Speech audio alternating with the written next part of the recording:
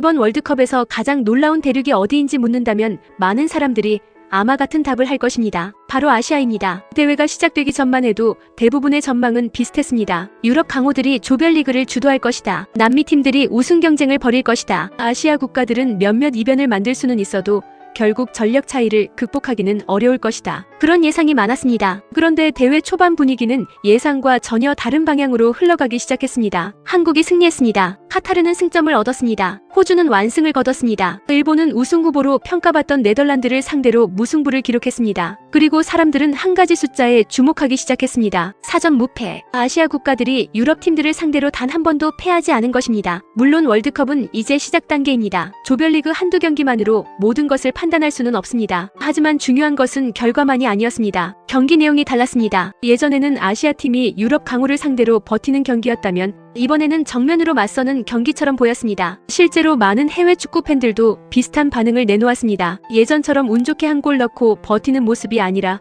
전술적으로 준비된 팀처럼 보인다는 평가가 나오기 시작한 것입니다. 그 중심에는 대한민국이 있었습니다. 체코를 상대로 펼쳐진 경기. 전반전만 해도 분위기는 쉽지 않았습니다. 체코는 피지컬과 세트피스 능력을 앞세워 압박했고 한국은 초반부터 거센 저항에 직면했습니다. 하지만 경기가 진행될수록 흐름이 바뀌기 시작했습니다. 한국 선수들은 당황하지 않았습니다. 볼 점유율을 유지했고 측면을 활용했고 상대 압박을 침착하게 벗겨냈습니다. 그리고 결국 역전에 성공했습니다. 2대1. 월드컵 첫 경기에서 얻은 값진 승리였습니다. 더 중요한 것은 경기 후 반응이었습니다. 해외 언론들은 단순히 한국이 이겼다는 사실보다 어떻게 이겼는지에 관심을 보였습니다. 강팀을 상대로도 위축되지 않는 경기 운영. 이것이 이번 대회 아시아 축구의 특징처럼 보였기 때문입니다. 그리고 며칠 뒤 또 다른 장면이 등장합니다. 카타르였습니다. 많은 전문가들은 스위스를 상대로 어려운 경기를 예상했습니다. 실제로 객관적인 전력 평가에서도 스위스가 우위라는 전망이 많았습니다. 하지만 카타르는 끝까지 포기하지 않았습니다. 경기 막판까지 집중력을 유지했습니다. 결국 종료 직전 극적인 장면이 만들어졌고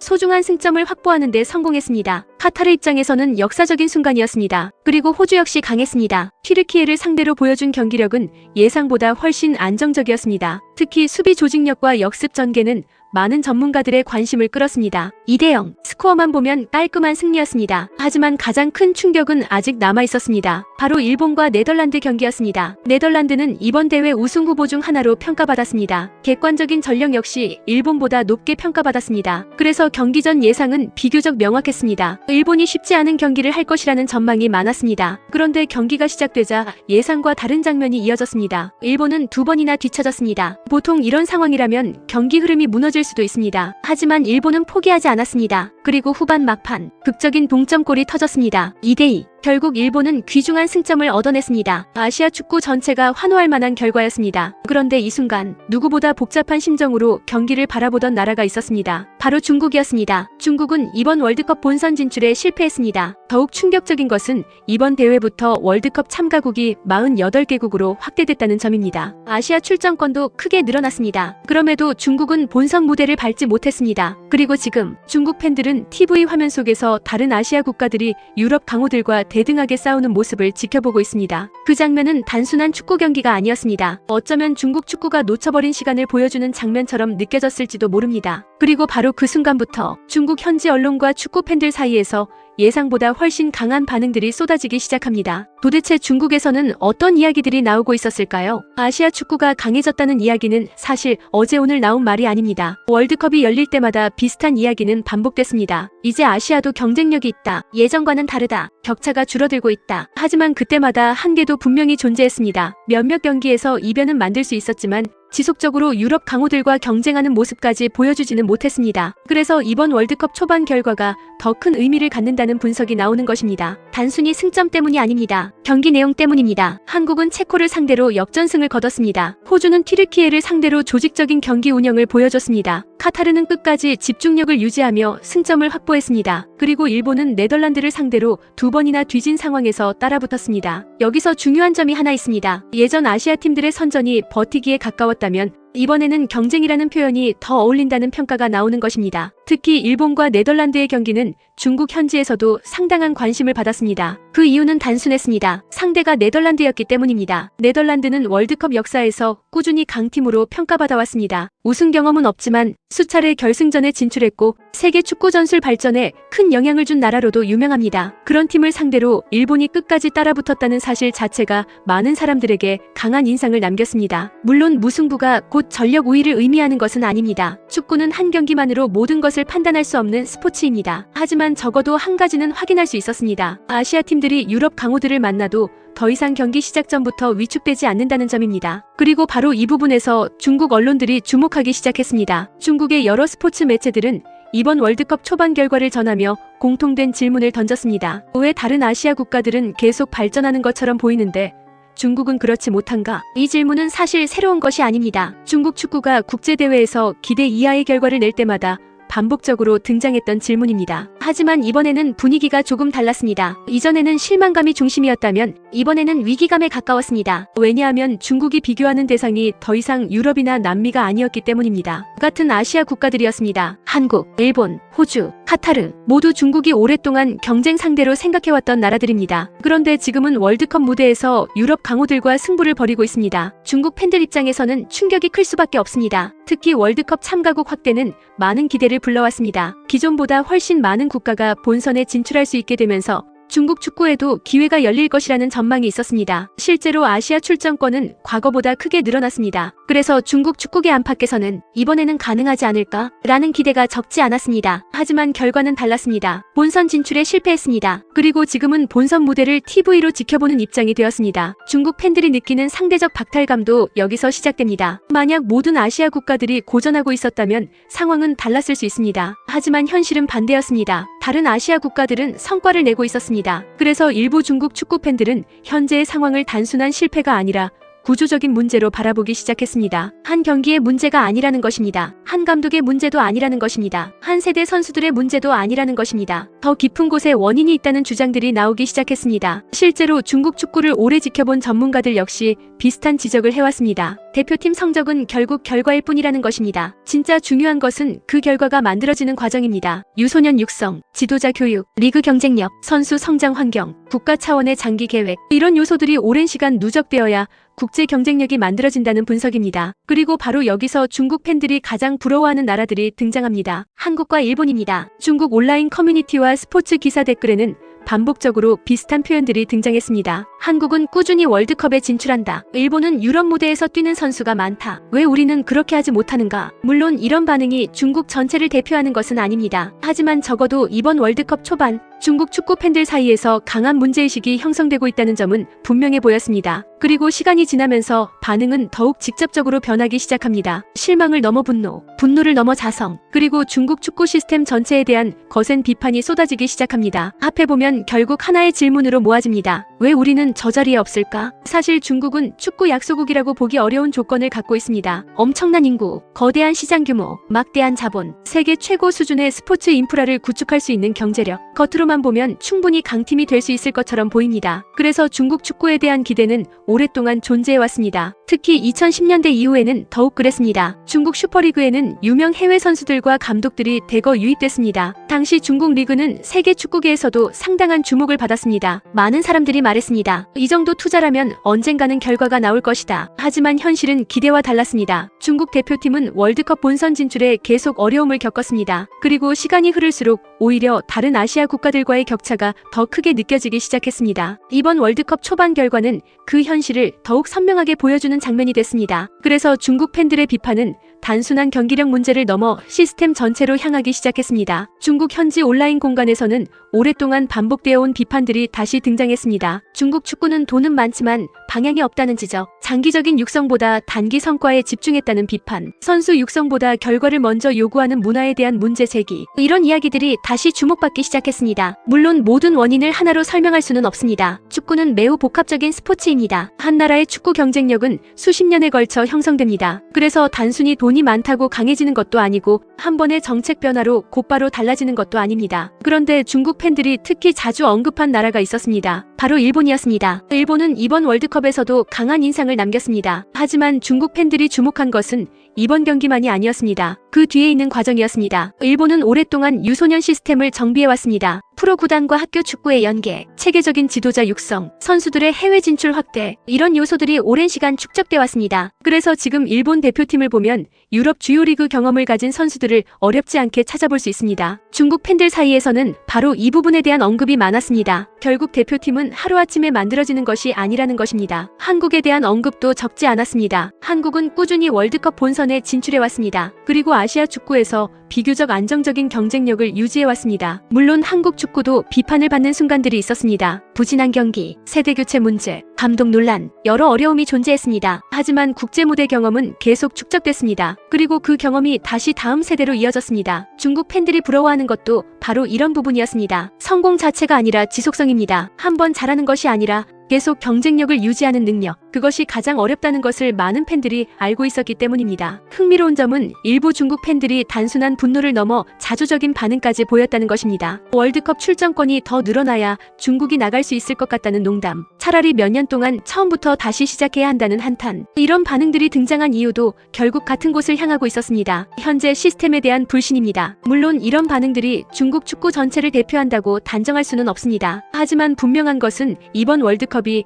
중국 축구계에 또 하나의 질문을 던졌다는 사실입니다. 우리는 어디에서 뒤처졌는가? 그리고 그 질문에 대한 답을 찾으려는 움직임도 조금씩 나타나고 있습니다. 그런데 여기서 더 흥미로운 부분이 있습니다. 중국 팬들이 부러워한 것은 단순히 한국과 일본의 성적이 아니었습니다. 오히려 더 깊은 곳에 있는 무언가였습니다. 선수들이 성장하는 방식, 축구를 대하는 태도, 유소년 시스템, 그리고 축구 문화 자체였습니다. 많은 전문가들이 진짜 격차는 대표팀이 아니라 그 아래에서 시작된다고 말합니다. 보이지 않는 곳에서 만들어진 차이가 결국 월드컵 무대에서 드러난다는 것입니다. 그리고 이번 대회는 그 사실을 다시 한번 보여준 사례가 됐을지도 모릅니다. 그렇다면 중국 팬들이 가장 부러워하는 것은 정확히 무엇일까요? 왜 많은 사람들이 돈보다 중요한 것이 있다고 말하는 걸까요? 월드컵이 열릴 때마다 사람들은 결과에 주목합니다. 누가 이겼는가? 누가 탈락했는가? 누가 우승 후보인가? 하지만 축구를 오래 지켜본 사람들은 알고 있습니다. 월드컵에서 보이는 결과는 시작이 아니라는 사실을 말입니다. 그 결과는 수년, 어떤 경우에는 수십 년 동안 축적된 과정의 결과물입니다. 그래서 이번 월드컵을 지켜보던 중국 팬들의 시선도 점점 경기장 밖으로 향하기 시작했습니다. 한국이 왜 꾸준히 경쟁력을 유지하는가? 일본은 어떻게 유럽 강호들과 대등하게 싸우게 되었는가? 호주는 어떻게 월드컵 무대에서 안정적인 모습을 보이는가? 이 질문들은 결국 하나의 공통된 주제로 연결됐습니다. 바로 축구 문화입니다. 많은 중국 팬들은 단순히 국가대표팀의 전력만 비교하지 않았습니다. 그보다 더 아래 단계에 있는 구조를 보기 시작했습니다. 유소년 시스템, 학교 스포츠, 지역 클럽, 지도자 교육, 선수 발굴 체계, 그리고 축구를 바라보는 사회 전체의 분위기, 이런 요소들이 장기적으로 국가 경쟁력을 결정한다고 보는 것입니다. 특히 일본에 대한 언급은 계속 이어졌습니다. 일본 축구가 지금의 위치에 도달한 것은 하루아침의 일이 아닙니다. 1990년대 이후 일본 축구는 장기적인 계획 아래 꾸준히 시스템을 구축해왔습니다. 프로리그의 안정화, 유소년 육성 확대, 해외 진출 장려, 지도자 교육 강화, 이런 과정들이 오랜 시간 누적됐습니다. 물론 일본 축구 역시 항상 성공만 한 것은 아닙니다. 실패도 있었습니다. 비판도 있었습니다. 하지만 방향성 자체는 크게 흔들리지 않았다는 평가를 받습니다. 그리고 많은 중국 팬들이 바로 이 부분을 주목했습니다. 결과보다 과정, 단기 성과보다 장기 계획, 이 차이가 결국 현재의 격차로 이어졌다고 보는 것입니다. 한국 역시 비슷한 평가를 받았습니다. 한국 축구는 늘 완벽했던 적이 없습니다. 월드컵 때마다 비판도 있었고 대표팀 운영을 둘러싼 논란도 반복됐습니다. 하지만 한 가지는 꾸준히 유지됐습니다. 국제무대 경험입니다. 월드컵 본선, 아시안컵, 올림픽, 청소년 대회, 한국 선수들은 꾸준히 국제 경쟁 환경을 경험해왔습니다. 그리고 그 경험은 세대가 바뀌어도 축적됐습니다. 많은 중국 팬들이 부러워한 것도 바로 이런 부분이었습니다. 한 세대가 사라져도 다음 세대가 준비되는 구조, 한 명의 스타가 은퇴해도 새로운 선수가 등장하는 환경, 이런 시스템적 안정성이었습니다. 흥미로운 점은 이번 월드컵에서 중국 팬들이 단순히 승패보다 선수들의 태도에 대해서도 많이 이야기했다는 점입니다. 물론 선수 개인의 의지나 정신력만으로 축구를 설명할 수는 없습니다. 하지만 팬들은 경기장에서 보이는 모습에 민감하게 반응합니다. 끝까지 뛰는 모습, 포기하지 않는 장면, 팀을 위한 헌신, 이런 요소들은 결과와 별개로 강한 인상을 남깁니다. 일본이 네덜란드를 상대로 2번 뒤지고도 끝까지 따라붙었던 경기, 한국이 체코를 상대로 역전을 만들어냈던 경기, 이런 장면들이 중국 팬들에게는 더욱 크게 다가왔을 수 있습니다. 왜냐하면 그 장면들은 단순한 경기 결과가 아니라 준비된 팀의 모습처럼 보였기 때문입니다. 그리고 여기서 중국 축구가 직면한 가장 어려운 문제가 등장합니다. 바로 시간입니다. 축구 시스템은 돈으로 단기간에 완성하기 어렵습니다. 경기장을 만드는 것은 비교적 빠를 수 있습니다. 시설을 확충하는 것도 가능합니다. 하지만 축구 문화와 육성 시스템은 오랜 시간이 필요합니다. 유소년 선수가 성장하고 프로 선수가 되고 대표팀 선수가 되기까지는 수년이 걸립니다. 그래서 많은 전문가들이 축구 개혁의 성과는 보통 10년 이상이 걸린다고 이야기합니다. 중국 팬들 사이에서 20년은 뒤처졌다는 표현이 나오는 것도 이런 맥락에서 이해할 수 있습니다. 물론 실제로 정확히 20년이라는 객관적 수치를 의미하는 것은 아닙니다. 상대적 박탈감과 위기감을 표현하는 말에 가깝습니다. 그만큼 현재 격차가 크게 느껴진다는 뜻입니다. 하지만 여기서 중요한 점이 하나 있습니다. 축구 역사는 예상대로만 흘러가지 않는다는 것입니다. 과거에 강팀이 약해진 사례도 있었고 반대로 빠르게 성장한 사례도 있었습니다. 그래서 현재의 격차가 영원히 유지된다고 단정할 수는 없습니다. 문제는 앞으로 어떤 선택을 하느냐입니다. 그리고 바로 그 질문이 이번 월드컵 이후 중국 축구계에 가장 크게 남은 과제가 될 가능성이 있습니다. 그렇다면 앞으로 중국 축구는 어디로 향하게 될까요? 이번 월드컵은 단순한 실망으로 끝날까요? 아니면 새로운 출발점이 될 수 있을까요? 월드컵은 단순한 축구 대회가 아닙니다. 어떤 나라에게는 영광의 무대가 됩니다. 어떤 나라에게는 새로운 역사의 시작이 됩니다. 그리고 어떤 나라에게는 현실을 직시하게 만드는 거울이 되기도 합니다. 이번 월드컵 초반 중국 축구가 마주한 장면은 어쩌면 마지막 경우에 가까웠을지도 모릅니다. TV 화면 속에서는 한국이 체코를 상대로 역전승을 거두고 있었습니다. 호주는 유럽팀을 상대로 완성도 높은 경기를 펼쳤습니다. 카타르는 끝까지 포기하지 않으며 값진 승점을 얻었습니다. 일본은 우승 후보 네덜란드를 상대로 2번이나 따라붙으며 무승부를 만들어냈습니다. 그리고 중국은 그 모습을 지켜보고 있었습니다. 본선 참가국이 48개국으로 확대됐습니다. 아시아 출전권도 늘어났습니다. 그럼에도 중국은 월드컵 무대에 서지 못했습니다. 그래서 이번 월드컵은 단순히 다른 나라들의 성공 이야기가 아니었습니다. 중국 축구가 현재 어느 위치에 있는지를 보여주는 하나의 기준점이 되었습니다. 중국 현지 언론과 팬들의 반응을 종합해보면 공통적으로 등장하는 단어가 있습니다. 위기감, 그리고 조급함입니다. 많은 팬들은 지금도 중국 축구가 잠재력만큼의 성과를 내지 못하고 있다고 생각합니다. 거대한 인구, 막대한 시장 규모, 풍부한 자원, 이런 조건을 고려하면 더 높은 수준에 있어야 한다고 보는 것입니다. 하지만 축구는 잠재력만으로 결정되지 않습니다. 실제로 월드컵 무대에서 경쟁력을 보여주는 나라들을 살펴보면 공통점이 있습니다. 꾸준함입니다. 유소년 육성, 지도자 교육, 선수 발굴, 프로리그 운영, 국제 경험 축적, 이 모든 과정이 수년 동안 반복되며 경쟁력이 만들어집니다. 이번 월드컵에서 선전한 아시아 국가들 역시 예외는 아닙니다. 한국은 오랜 기간 월드컵 본선 경험을 축적해왔습니다. 일본은 체계적인 육성 시스템을 구축해왔습니다. 호주는 강한 피지컬과 조직력을 바탕으로 국제 경쟁력을 유지해왔습니다. 카타르 역시 월드컵 개최 이후 지속적으로 대표팀 경쟁력 향상에 투자해왔습니다. 방법은 달랐지만 공통점은 존재했습니다. 모두 오랜 시간을 투자했다는 것입니다. 그래서 이번 월드컵이 중국 축구에 던진 가장 중요한 메시지도 결국 같은 곳을 향하고 있는 것처럼 보입니다. 지름길은 없다는 사실입니다. 물론 중국 축구의 미래를 단정적으로 예측할 수는 없습니다. 앞으로 어떤 정책이 나올지, 어떤 선수들이 등장할지, 어떤 변화가 일어날지는 누구도 확실하게 알 수 없습니다. 축구 역사에는 예상 밖의 반전도 많았습니다. 한동안 침체됐던 나라가 다시 부활한 사례도 있었고 빠르게 성장한 사례도 존재했습니다. 그래서 지금의 결과만으로 미래를 결정할 수는 없습니다. 하지만 적어도 이번 월드컵 초반이 하나의 중요한 신호였다는 점은 분명해 보입니다. 아시아 축구는 계속 발전하고 있습니다. 한국, 일본, 호주, 카타르, 그리고 다른 아시아 국가들까지 점점 더 많은 팀들이 세계 무대에서 경쟁력을 보여주고 있습니다. 문제는 그 흐름에 얼마나 빨리 합류할 수 있느냐입니다. 중국 팬들이 이번 월드컵을 보며 느낀 감정도 어쩌면 여기서 시작됐을지 모릅니다. 부러움, 실망, 분노, 그리고 희망. 이 네 가지 감정이 동시에 존재하고 있는 것입니다. 왜냐하면 지금의 현실은 아프지만 동시에 변화의 필요성을 가장 강하게 보여주고 있기 때문입니다. 어쩌면 중국 축구에게 진짜 위험한 것은 이번 월드컵 진출 실패가 아닐 수도 있습니다. 더 위험한 것은 아무것도 바꾸지 않는 것입니다. 그래서 이번 월드컵은 중국 축구에게 단순한 실패의 기록이 아니라 하나의 질문으로 남게 될 가능성이 큽니다. 왜 다른 아시아 국가들은 성장하고 있는가? 우리는 무엇을 놓쳤는가? 그리고 앞으로 무엇을 해야 하는가? 그 질문에 대한 답을 찾는 과정이 시작된다면 이번 월드컵은 언젠가 중국 축구 역사에서 중요한 전환점으로 기억될 수도 있을 것입니다. 반대로 아무런 변화가 없다면 이번 월드컵은 또 하나의 아쉬운 기회로 남게 될지도 모릅니다. 분명한 것은 하나입니다. 이번 월드컵 초반 아시아 축구는 세계를 놀라게 했습니다. 그리고 그 장면은 중국 축구에도 결코 가볍지 않은 메시지를 남겼습니다. 지금 아시아 축구는 앞으로 나아가고 있습니다. 이제 중요한 것은 누가 그 흐름을 따라잡을 수 있느냐입니다. 시청해주셔서 감사합니다.